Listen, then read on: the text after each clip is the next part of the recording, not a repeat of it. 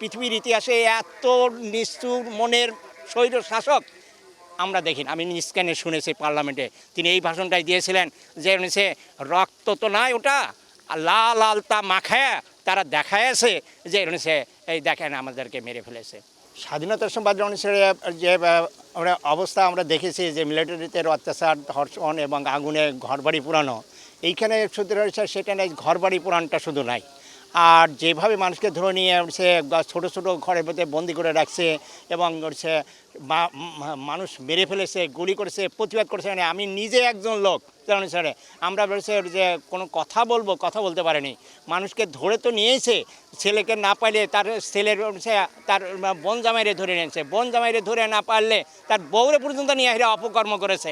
এত পৃথিবীর ইতিহাসে এত নিষ্ঠুর মনের স্বৈর শাসক আমরা দেখিনি। আমরা পড়াশোনা করেছি, আমরাও বিশ্ববিদ্যালয়ের ছাত্র, আমরাও ডিগ্রিধারী, কিন্তু এত ইতিহাস খুঁজলে দেখা যায় আমার বিবেকে ব্যক্তিগতভাবে বলতে পারি 200 বছরের ইতিহাসে এত ফেরাশক আমি কোনো ইতিহাসও পাইনি। কোনো রাষ্ট্রবিজ্ঞানের ছাত্র হিসেবে আমি বলতে পারি যে হিটলারের নাম শুনছি, মুসলিনের নাম শুনছি, কিন্তু তারা এইভাবে কোনোদিন মানুষ মেরে তার দেশ বা অন্য দেশের, আমার এই হাসিনা সরকার নিজে তো মানুষ মারছেই, ভারতের হাতে পর্যন্ত নিজের আভ্যন্তরীণ সেগুলোও তুলে দিয়েছে। এমনকি স্পষ্ট ছিল যে সামরিক বাহিনী যেটা সার্বভৌমত্বের একটা অংশ, সেখানে পর্যন্ত ভারতীয় লোক নাই এরা স্তরে স্তরে বাসা দেওয়া, এইরকমভাবে অত্যাচার করা হয়েছে।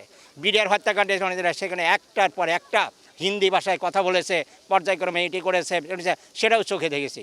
আর বিডিআর হত্যাকাণ্ডের সময় যে সমস্ত লোকগুলোকে ফাঁসি দেওয়া হয়েছে বিচারের আওতায় না এসে সেটা ফাঁসি দেওয়া হয়েছে। এমনকি শাপলা চত্বরের ইয়েতে আমরা মিছিলে যখন যোগদান করতে যাই তখন আমাদেরকে এইভাবে রাত্রের ভিতরে একদিকে বাইতুল মোকাররমের কোরআন শরীফ পুরায়া সেটা পর্যন্ত তার বিবেকে আসে নাই, সে একজন মুসলমান।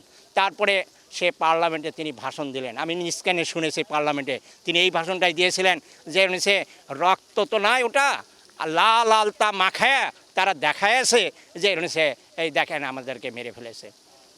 আর কেউ অত্যাচার করতে পারে মানুষকে, আর একটা মানুষকে ধরে নিয়ে বিচার করবে, করুক না করুক, কিন্তু মানুষকে ধরে নিয়ে দিনের পর দিন সে তাকে যে এইভাবে অত্যাচার, তাকে পানি খেতে না দেওয়া, না ঘুমাইতে না দেওয়া, একটার পর একটা এইভাবে অত্যাচার ব্যক্তিগতভাবে আমি নিন্দা করি। একই সঙ্গে আমার পড়াশোনার অভিজ্ঞতার আলাদা বলে পৃথিবীতে যেন এইরকম বাংলার বুকে যেন আর কোনো স্বৈরশাসক না আসে।